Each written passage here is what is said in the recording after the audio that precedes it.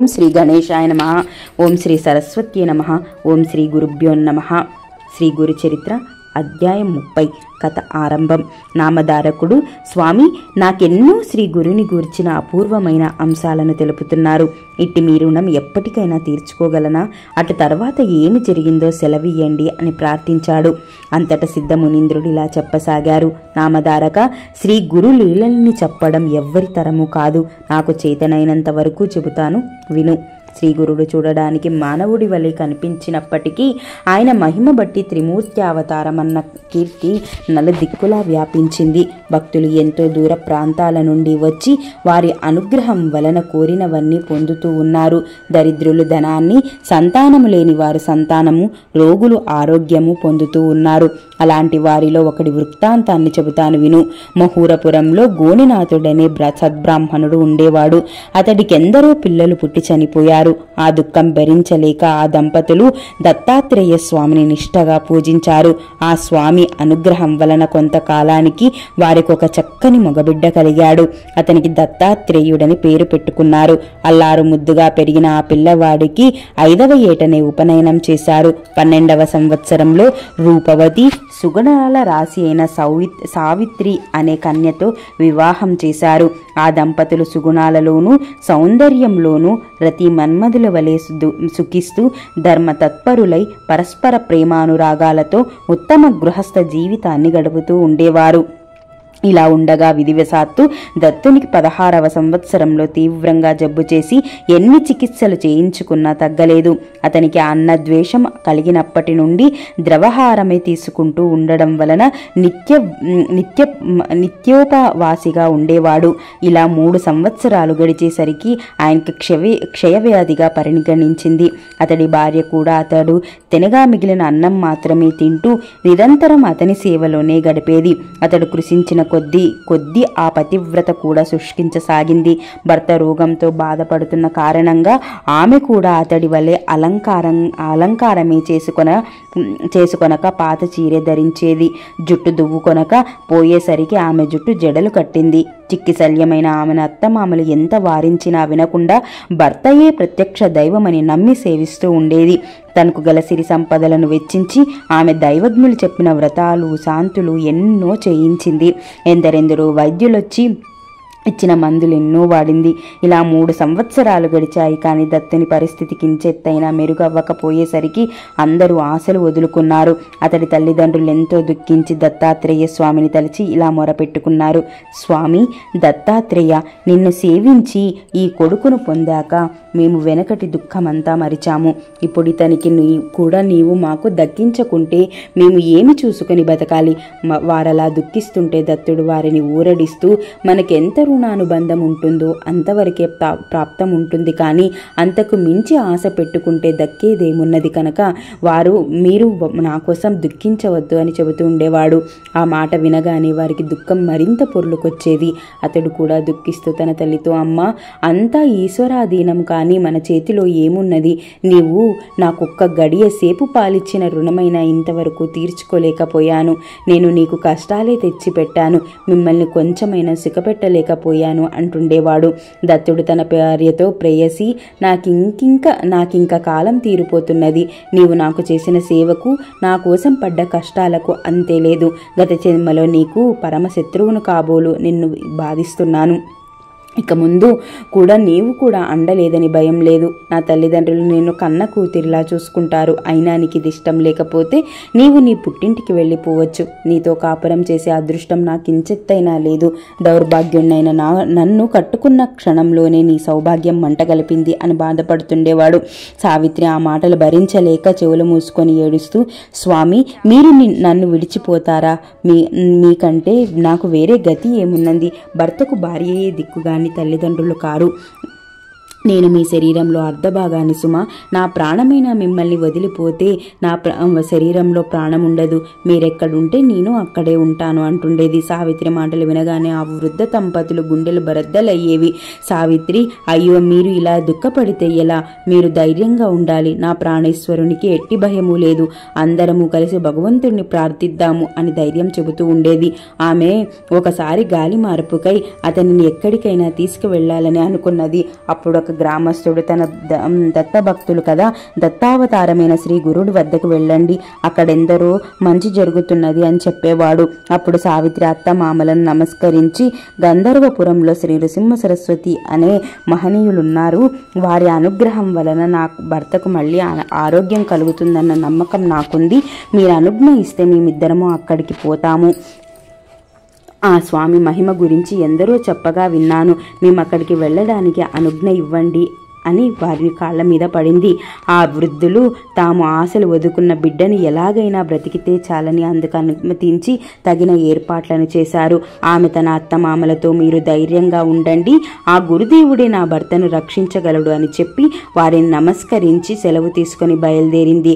ఆ యువతి యొక్క ధైర్యానికి ఆ వృద్ధ దంపతులు అబ్బురపడి, అమ్మాయి, శ్రీ దత్తాత్రేయ స్వామి అనుగ్రహం వలన మా అబ్బాయి చిరంజీవి అగుగాక, సౌభాగ్యవతి భవ అని హృదయపూర్వకంగా ఆశీర్వదించి ఆమెకు వీడ్కోలు చెప్పారు. సావిత్రి తన భర్తకు శ్రమ కలగకుండా పల్లకిలో మెత్తని పడక ఏర్పాటు చేసి బోయిలను మెల్లగా నడపమన్నది. ఈ విధంగా వారు 3 రోజులు ప్రయాణం చేసేసరికి గంధర్వ నగరం సమీపించారు. సావిత్రి అక్కడక్కడ పల్లకి దింపి శ్రీ గురుని కూర్చి విచారిస్తూ ఉన్నది. అంత దూరం ప్రయాణం చేసి రసినందువలన దత్తునికి రోగ బాధల్లో ఎంతో తీవ్రమయ్యాయి. అవసాన దశ సమీపించిందా అన్నట్లు అతడు బాధతో గిలగిలలాడుతూ ఉన్నాడు. ఎలాగో పల్లకిని గంధర్వపురం చేర్చి అక్కడొక చోట దింపి సావిత్రి త్వరగా వెళ్లి శ్రీ గురుడు ఎక్కడ ఉంటారని ఆ ఊరి వారిని విచారించింది. వాళ్ళ స్వామి అనుష్ఠానానికి సంగమం వద్దకు వెళ్లారని చెప్పారు. అతని అక్కడికి తీసుకువెళ్దామని సావిత్రి పల్లకి వద్దకు వచ్చేసరికి దత్తుడు మరణించాడు. పాపం, ఆమె గుండెలు బాదుకుంటూ ఏడుస్తూనే ఉన్నది. ఆమె పెట్టుకున్న ఆశలన్నీ పటాపంచలయ్యాయి. ఆ శోకం భరించలేక ఆమె కత్తితో పొడుచుకుపోతే అక్కడున్న వారందరూ అడ్డు వచ్చి ఆపారు. ఆమె దుఃఖిస్తూ, అయ్యో స్వామి, నాకిదేమి గతి? ఓ శ్రీ గురు, మీరు ప్రాణ రక్షకులని తలచి గంపెడాశతో ఇంత దూరం కాళ్ళీడ్చుకుంటూ వచ్చాము. కానీ నా పని దైవానుగ్రహం కోసం వెళ్లిన వాని మీద ఆలయం విరిగి పడినట్లు, నీడను చేరబోయిన వాని మీద ఆ చెట్టు విరిగి పడినట్లు, మంచి నీటికని పోయిన వాడు మొసలి నోటబడ్డట్టు నా భర్తను బ్రతికించుకోవడానికి ఇక్కడికి వచ్చిన నేను అతనికి పోగొట్టుకున్నాను. నా గతి పులిబారి నుండి తప్పించుకున్న ఆవు మాంసం తినే యువనుడి పాలిట పడినట్లయింది. నాకు తెలియకనే నేను నా భర్తను చంపిన దాన్నయ్యాను. వృద్ధులైన అత్తామామలను ఒక్కగానొక్కడైన వారి బిడ్డను దూరం చేసి దేశం కాని దేశంలో దిక్కులేని చావు చచ్చేలా చేశాను అని హృదయ విదారకంగా ఏడుస్తూనే ఉన్నది. అక్కడికొచ్చి చేరిన వారందరూ, అమ్మాయి, నువ్వు ఇలా ఏడ్చినందువల్ల లాభమేమి? విధి లిఖితాన్ని విష్ణువైనా విడిచిపెడుతుందా అని చెప్పాలని చూచారు. కానీ వయస్సులో చిన్నదైన ఆమెను అతని సాహచర్యంలో మధురమైన స్మృతులు గుర్తుకు వచ్చి ఆమె హృదయాన్ని కలిచివేస్తూ ఉన్నాయి. ఆమె దీనాతి దీనంగా వారందరితో, అయ్యలారా, ఇప్పుడు నేనిక్కడ ఎవరి అండన ఉండాలి? నా ప్రాణద, నాతోడు మరణించాక నేనెలా బ్రతికేది? నా భర్త వంటి సుగుణ సంపన్నుడు ఈ లోకంలో మరెవ్వరూ లేరు. చిన్నప్పుడు గౌరీ వ్రతము, వివాహమయ్యాక భవానీ పూజలు, అఖండ సౌభాగ్య వ్రతము అన్నీ ఎంతో శ్రద్ధగా చేశాను. ఆ పుణ్యమంతా ఏమైపోయింది? నా మాంగళ్య రక్షణ కోసం నా నగలన్నీ వదులుకున్నాను. అందుకు ఫలితం చివరికి నాకు ఈ పసుపు తాడైనా దక్కకపోవడమేనా అని దిక్కిస్తూ ఆమె శవంపై పడి స్వామి, నన్ను విడిచి ఎక్కడికి పోయారు? మీరు లేకుండా నేను ఎలా బ్రతకగలను? అయ్యో, ఈ వార్త విన్న వెంటనే మీ తల్లిదండ్రులు మరణిస్తారు. వారి బిడ్డను ఎలాగైనా బ్రతికించుతానని వారిని నమ్మించి మిమ్మల్ని ఇక్కడికి తీసుకువచ్చాను. నేను ఈ పని చేసినందువలన 3 ప్రాణాలను తీసిన దోషినయ్యాను. నేను ఇప్పుడు వారికి ముఖమెలా చూపేది? నేను మీతోనే వస్తాను అంటూ హృదయ విదారకంగా శోకిస్తుంది. ఇంతలో అక్కడికి మెడలో రుద్రాక్షమాలలు, చేతిలో శూలము, శరీరము నిండా భస్మం ధరించిన ఒక తపస్సు వచ్చి సావిత్రికి ఇలా వివేకం ఉపదేశించాడు. పిచ్చిదానా, నీవిలా ఏడ్చి ఏమి ప్రయోజనం? నొసటి రాత మారదు కదా, పోయిన ప్రాణం తిరిగి వస్తుందా? ఈ భూమి మీద చనిపోకుండా శాశ్వతంగా ఎవరు నిలుస్తారు? అయినా ఇతడెక్కడికి పోయాడనుకుంటున్నావో ఆలోచించు. అసలు నీవెవరు? ఎక్కడి నుండి వచ్చావో చెప్పు.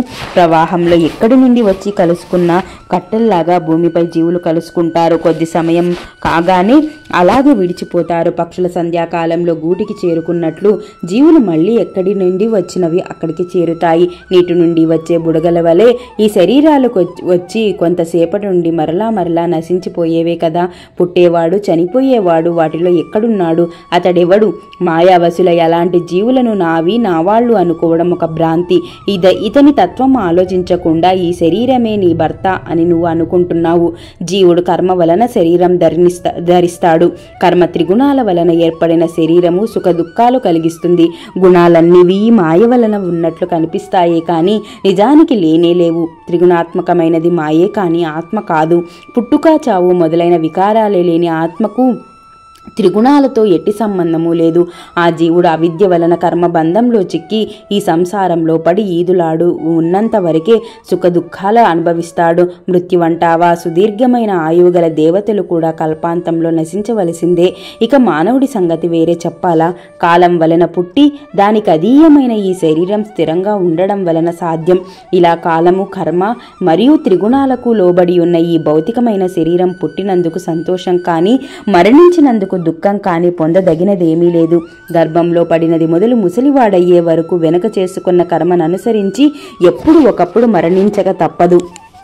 ఈ మధ్య కాలంలో ఎవరైనా వారి విధి వ్రాతలను అనుసరించి ఎక్కడ ఏ సమయంలో ఎలాంటి సుఖ దుఃఖాలు అనుభవించాలో అటువి ఎవరైనా అనుభవించవలసిందే కానీ వాటిని నివారించడం ఎవ్వరి తరము కాదు. ఎప్పుడైనా ప్రాయశ్చిత్త కర్మల వల్ల ద్వారా దుష్కర్మను నశింప చేసుకోవచ్చు కానీ కాలగతిని నియమించడం ఎవ్వరి తరము కాదు.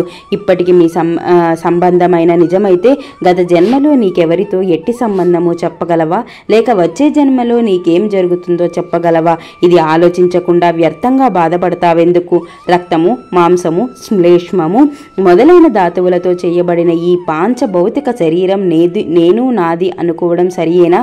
అంతకు నీవు శోకించేది ఇటువంటి తోలుబొమ్మ కోసమే కదా. ఇకనైనా ఈ శోకాన్ని నిగ్రహించుకొని ఈ జన్మచక్రం నుండి బయటపడే మార్గం ఆలోచించుకో అన్నాడు. ఆ బోధని సావిత్రి కొంచెం తమాయించుకొని ఆ ముని పాదాలకు నమస్కరించి, స్వామి, నాకెలాగైనా తరుణోపాయం చెప్పండి. మీరు చెప్పినట్లే చేస్తాను. దయాసాగరా, నాకు నీవే తల్లివి తండ్రివి. నేను ఈ సాగరం నుండి తరించే మార్గం ఉపదేశించండి అని వేడుకొన్నది. ఓం శ్రీ దత్తాయ గురవే నమః. శ్రీపాద శ్రీ వల్లభాయ నమః. శ్రీ నృసింహ సరస్వత్యే నమః. ఓం శ్రీ సాయినాథాయ నమః. సర్వం శివార్పణమస్తు. స్వస్తి.